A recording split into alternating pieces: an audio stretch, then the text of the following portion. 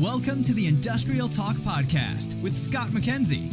Scott is a passionate industry professional dedicated to transferring cutting-edge, industry-focused innovations and trends while highlighting the men and women who keep the world moving.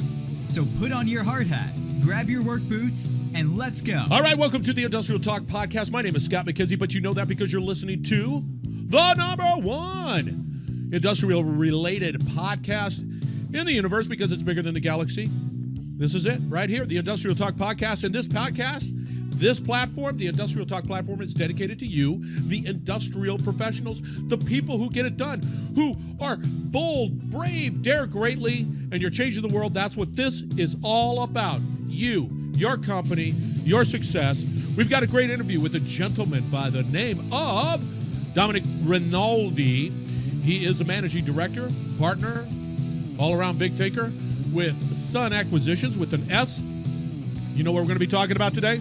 Pen and paper. Get your pen and paper. We're going to talk about what sellers need to know, what buyers need to know, what is the M&A market like, and then finally, how do deals get financed? Everything that you need to know as an industrial professional on this episode of the Industrial Talk Podcast. Let's get going. Yeah, great interview. Not going to waste your time. Guy's got mad skills. Domenic Rinaldi, that's Rinaldi. Sun Acquisitions is the company that he manages, he owns, he's the dude. And you know about me personally, you know me. I'm all about how do you keep going? How do you keep not only sales, marketing, branding, there's a whole lot of financial opportunity out there as a business to grow your business. That's what this episode's all about. Everybody, let's welcome our friend Domenic Rinaldi on the Industrial Talk Podcast. Enjoy the interview. All right, Domenic Rinaldi, he's the managing partner with Sun Acquisitions. So you listeners out there, that's an S on the end of acquisitions. And he's joining us on the Industrial Talk Podcast. So glad that you are here. How you doing, Domenic? Hey, Scott. Thank you so much for having me. Ladies, you're coming in 5x5. You're booming, baby. You're booming. I love it, man. I don't have to turn you up or anything like that. Well, thank you. I think you listeners out there, this is about strategies specific to M&As. But before we get going into that, Domenic, give us a little background of sort of that 411. I see that you have a great stat card out there on LinkedIn. Why don't you tell the listeners a little bit about who you are and your background? Hey, appreciate that. So I'm the owner and managing partner of Sun Acquisitions. I'm also the host of the M&A Unplugged podcast. Sun Acquisitions is a mergers and acquisitions firm. We're located in Chicago, and we do sell-side and buy-side advisory, meaning we represent owners of businesses who are ready to sell and buyers who are looking to acquire in the continental United States mostly. And our ideal client is typically $2 to $50 million in annual revenues. Now, do you focus in on a specific segment, or it doesn't really matter? We don't. Actually, I have 15 people. They come from all different backgrounds. I'd say we cover every industry with the exception of energy and agriculture. Those are two sectors that there's so much going on in those two sectors with regulation and all sorts of things. So we tend to stay away from those two. But outside of that, we've done deals in every other industry. We're coming up on 20 years as a firm, and I think in 2020 we will get to the 400 mark, meaning we've done 400 transactions. Wow, that's fantastic. So in short, listeners, he knows his stuff. He's been out there, seen it all. That's fantastic. Okay. One of the what we like to do, just so you understand, Domenic, we want pen and paper type of tactical solutions that we can take to our businesses, to our solutions. And I want to talk a little bit about this because I think, correct me if I'm wrong, I think there's a lot of companies that are in that position of saying, what do I do next? Where am I going? It's 2020. What do I do? Mm-hmm. And I think they're looking for solutions or I don't know, strategies for moving forward. Now, what I've noticed that we've got 3, 4, 5 points that I think that we need to expand upon for you listeners. So pen and paper. So let's say I'm interested in moving forward and I'm looking at selling my business. I'm an industrial business. I'm looking to sell that business. What do I need to be aware of? Well, hopefully you haven't decided that today and you want to move forward in selling right now, because what I tell you is the number one thing that I see owners not do is prepare for that day that they decide they're ready to sell.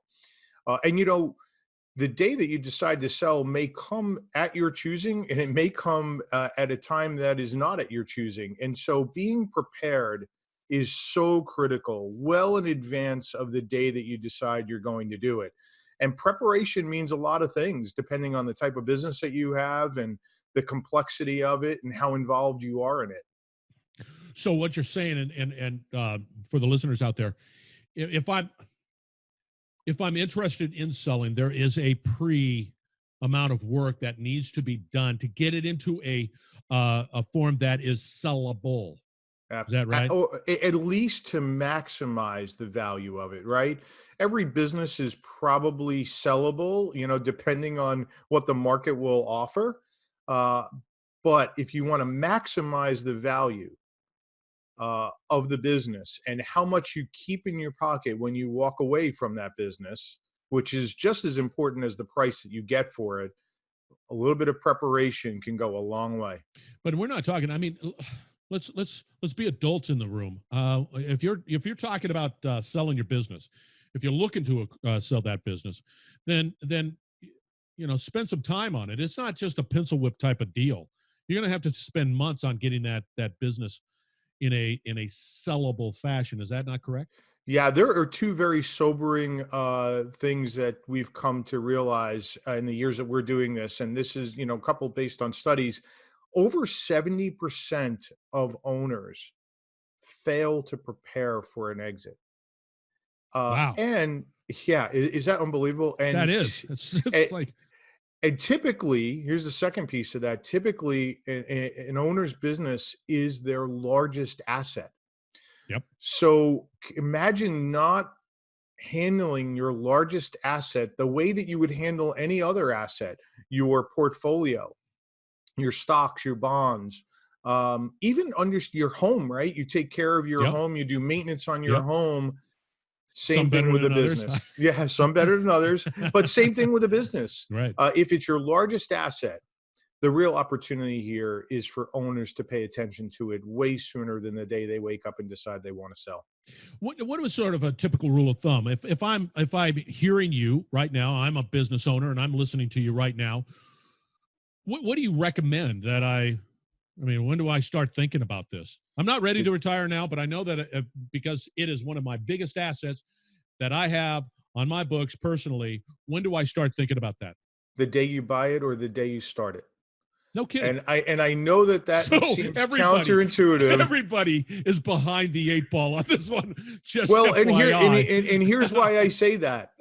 The date of your exit may come at your choosing, but it may not come at your choosing. And so life happens to all of us, right? Yeah. You get an illness, there's a partnership breakup, you go through a divorce, all sorts of things that were unplanned can force you to have to exit your business.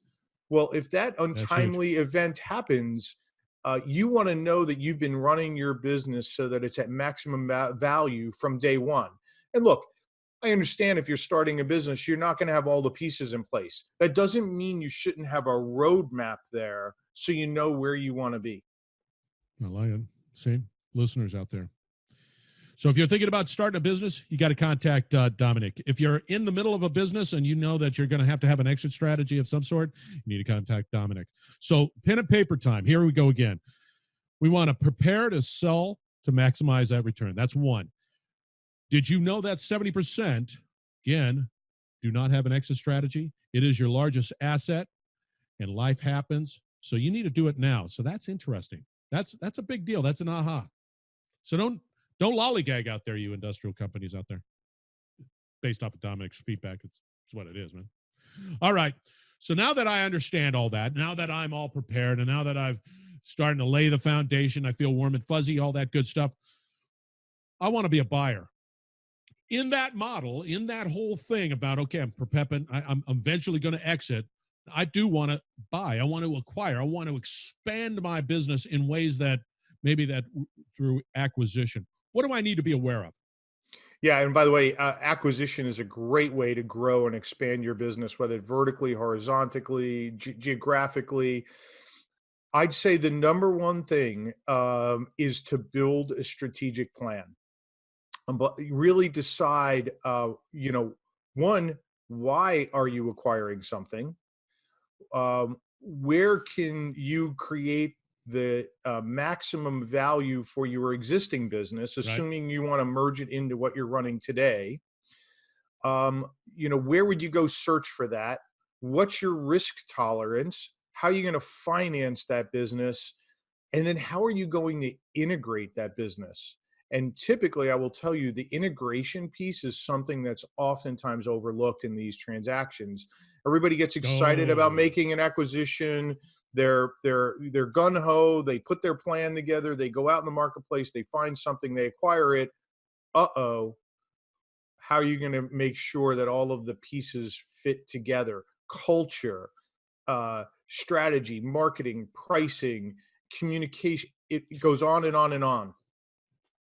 there's an interesting, this is a big deal for me.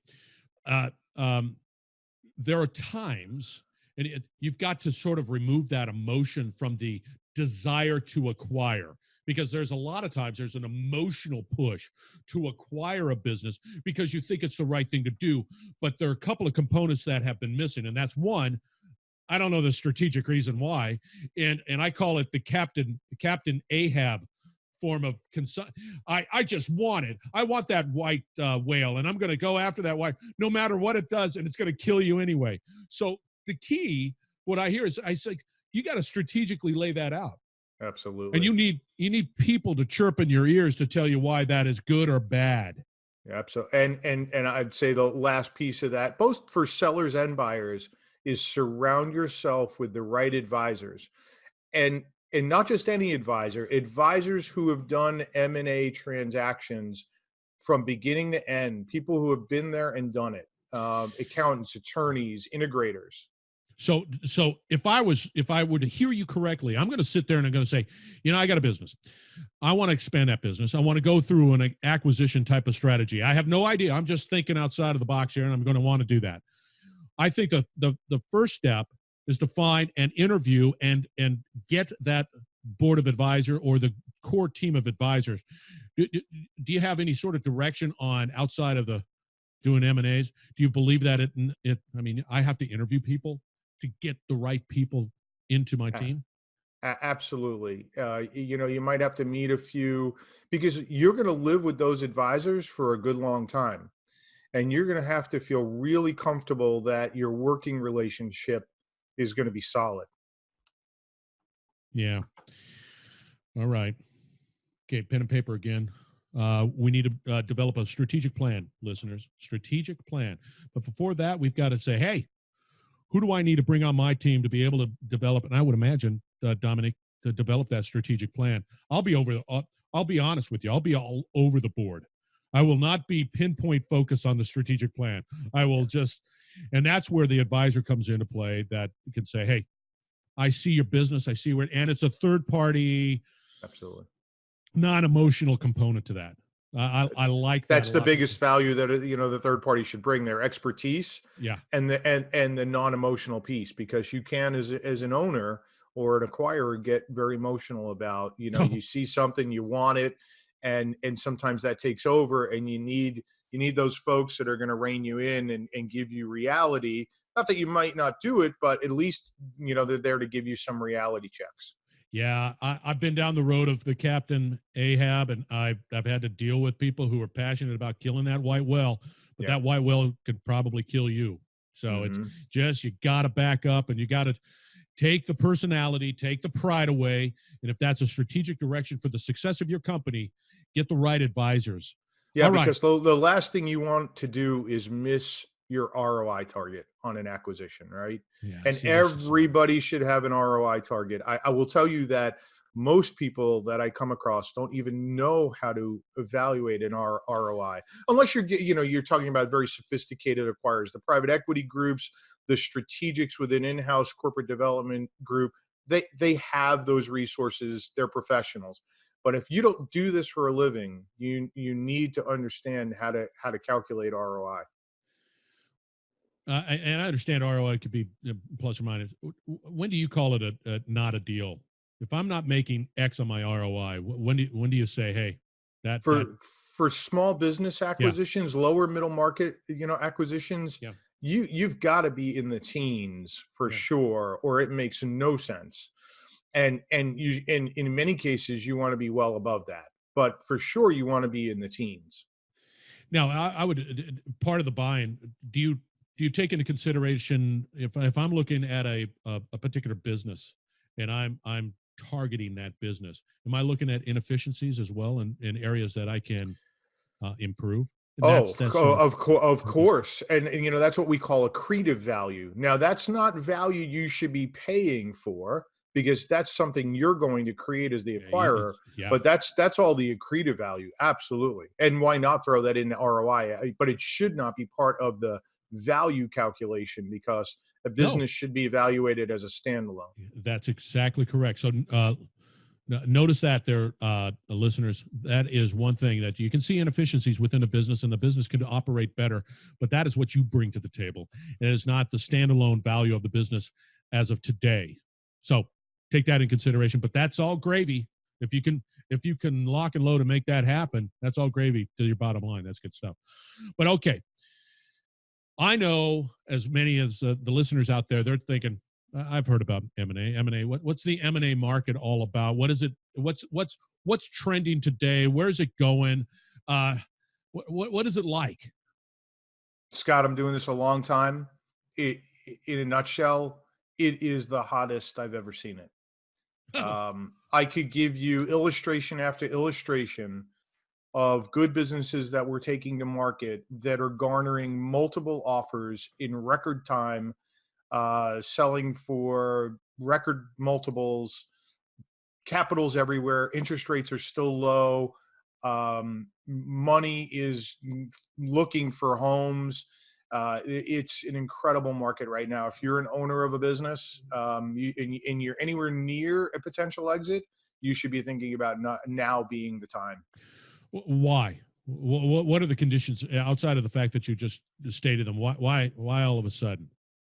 Well, it hasn't been all of a sudden. This has been building for a number of years now. I mean, Right. for sure, we've been in an escalating value environment for several years now.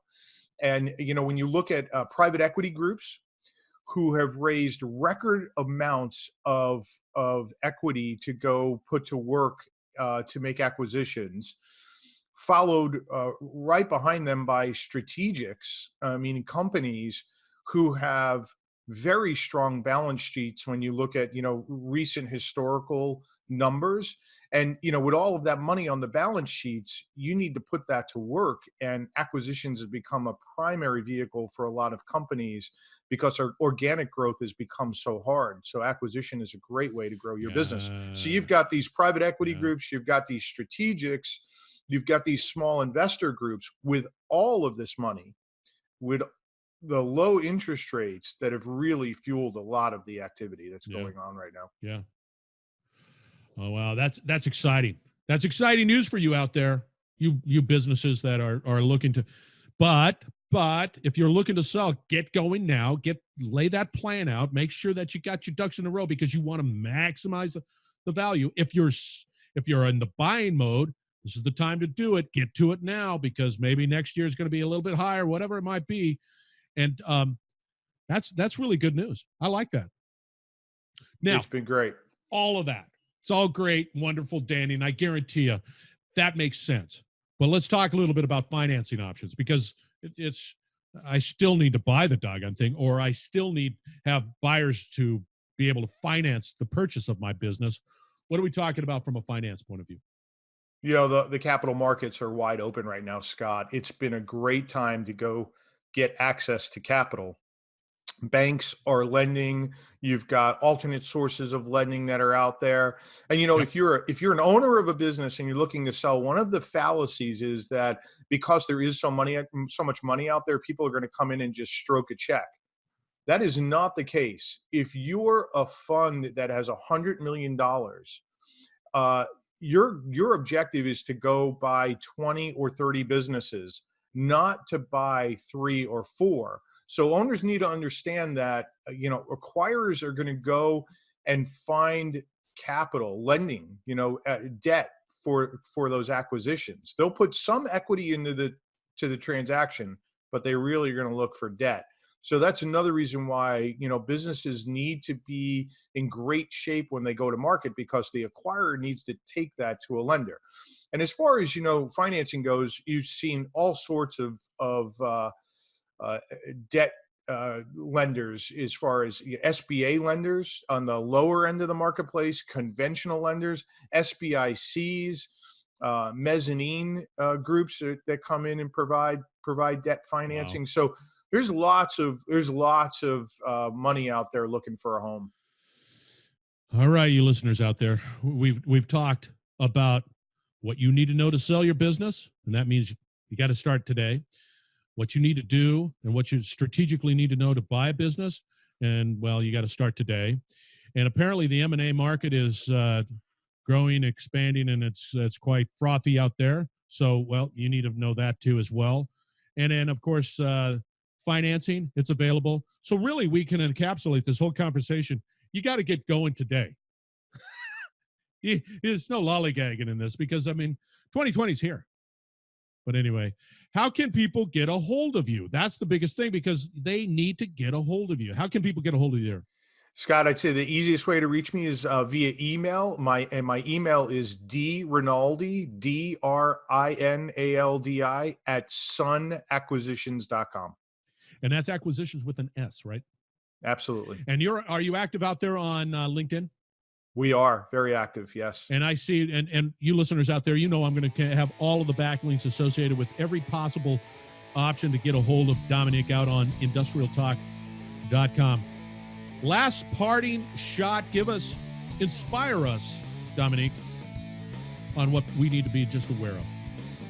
I caught you off guard there. That's okay. I'm talking about this a lot right now. It's been a great market. Valuation levels are the highest we've ever seen, but we're going into some uncertainty here, right? We're in an election year. Yep. Interest rates have been historically low. Yep. It looks like the Fed is holding pat, but election cycles and the unknown of what's going to happen after this election could lead to some downward pressure on valuations. I don't see that happening immediately because, the election's not until November, but I'd say if you're thinking about getting out, get out while the getting's good, because I think 2021 is a crapshoot. And I think that's the big picture that we're trying to get people to understand right now. Okay, no lollygagging out there, you listeners out there. That's Domenic Rinaldi. He's with Sun Acquisitions with an S, and he's also the host of M&A Unplugged podcast. So if you want to know more about M&A type of conversations, you need to check him out on M&A Unplugged. I'm sure you're out on iTunes, right? Absolutely. Google Play. Spotify, all of them, yeah. There you go. So don't come to me and say, Scott, I can't get a hold of Domenic, because then I know that you're not telling the truth, because apparently he's all over the place. Hey, Domenic, thank you very much. Hey, Scott, thanks so much. Been a pleasure. Hey, you listeners out there, we're going to be on the other side, so stay tuned, because we're going to talk a little bit about how to get a hold of him again, all of the stuff that we need to do, and once again, the little pep talk that comes at the end. So stay tuned to the Industrial Talk podcast. We will be right back. You're listening to the Industrial Talk Podcast Network.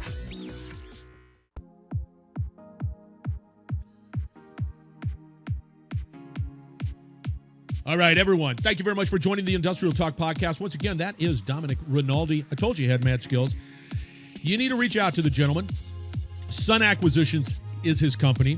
He's got a personal Facebook. He's got a company Facebook. He's got a personal LinkedIn. He's got a company LinkedIn. He's got so many opportunities for you to reach out to him. And I'm telling you right now, he's active out there. So do not hesitate. If you're looking for any solutions associated with anything, let's say you want to expand your business, if you want to look into acquisitions, if you want to sell your business, I'm telling you right now, that is the one place you need to go. That is the individual you need to connect with. That's Domenic Rinaldi. And then once again, everything will be out on the Industrial Talk podcast. If you're saying, hey, Scott, I can't listen to the podcast, go out to his podcast. It'll be on his landing page. All of the contact information, everything that you need to know about Domenic Rinaldi, it will be all out there. As well as access to the Industrial Talk podcast, because you need to sell more. You need to create more opportunities. You need to brand better. That's what this platform is all about. It's about you and being able to do that. So go out to Industrial Talk podcast and reach out to me. Love to have a conversation with you. Thank you again. As always, be bold, be great, dare greatly, and change the world. That's what you're all about. Thank you very much for joining, and you always be safe. We're going to have another great interview on its way, so stay tuned.